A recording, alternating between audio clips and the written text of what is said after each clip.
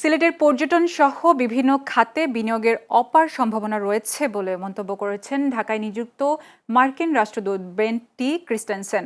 মঙ্গলবার সিলেট সফর শেষে নগরের একটি অভিজাত হোটেলে আমেরিকা সপ্তাহ উপলক্ষে সাংবাদিকদের সঙ্গে মত বিনিময় শেষে তিনি একথা জানান। এর আগে সিলেট সফরে গিয়ে নগরের ঐতিহাসিক কিন ব্রিজ, আলী আমজাদের ঘড়ি ও চাঁদনীঘাট এলাকা ঘুরে দেখেন মার্কিন রাষ্ট্রদূত। এ সময় তিনি সিলেটের বিখ্যাত ৭ রঙের চাও পান করেন। সফরে তিনি শিল্প ও বাণিজ্য মন্ত্রী খন্দকার আব্দুল মুক্তাদির, প্রবাসী কল্যাণ ও বৈদেশিক কর্মসংস্থান মন্ত্রী আরিফুল হক চৌধুরী এবং সিলেট সিটি কর্পোরেশনের প্রশাসক আব্দুল কাইয়ুম চৌধুরীর সঙ্গে পৃথক বৈঠক করেন।